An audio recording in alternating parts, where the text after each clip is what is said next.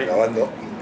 I need you to tell me your name and your role in the game, please. Okay, so I'm Jack Attridge. I'm the creative director at Flavorworks, where we've been making Erica, and we've spent the last few years trying to create this revolutionary take on where games meet film.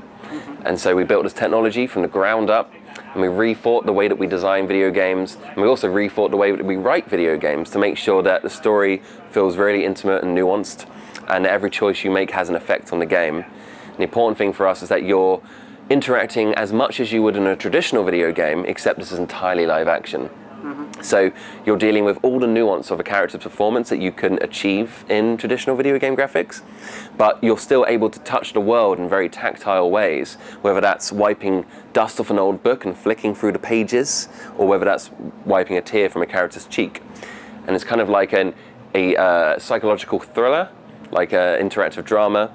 And so you're kind of playing the role as Erica. You're like her conscience, and you're helping her through this sort of mystery experience that starts with this traumatic childhood memory that she has, and it's led to this event later on in her life. And we're still keeping that a little bit secret right now, but it's a really interesting story.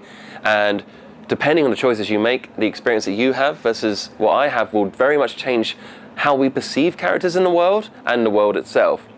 And so when it gets down to those final moments in the story, the things that you have seen will radically change your perspective and change what you decide to do and what you choose to believe. And so I really feel like anyone who loves choose your own adventure stories, or anyone who loves these traditional narrative story games will love this as well. And I think those core gamers will like this, but I also think people who have never played a game before can love this as well, because you can play it on a traditional controller, but we've designed it so you can also use your phone. It's the most personal, intimate device you have, and it's very tactile and expressive, and you can control the whole game looking at your TV in your living room. And whilst it's something that one player can play on their own, we found that when people sit down in the living room, they have this really nice connection to the game. They can watch it without even thinking it's a game because it looks so much like a movie, but at the same time, they can all weigh in on the choices and argue about who's right and who's wrong. And so, yeah, it's a very incredible opportunity to make something like this, and I don't think there's ever been anything truly like it. And there is you have problems with the pace of the narration because you must take decisions, or so it's natural? It's something natural.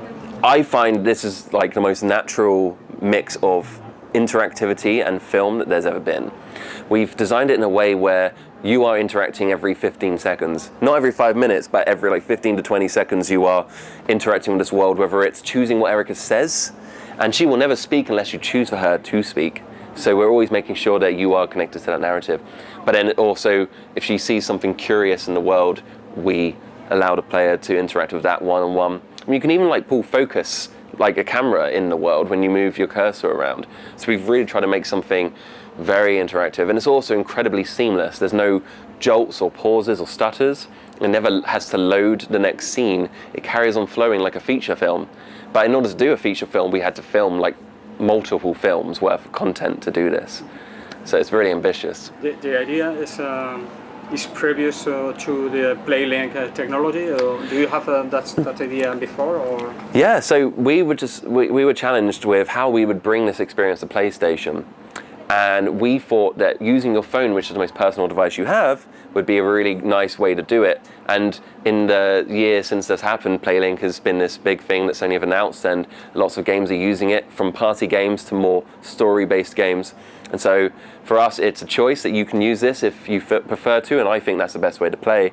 But if you prefer the traditional DualShock 4, you've got that option as well. Okay, thank you very much. Thank you. No, that's great.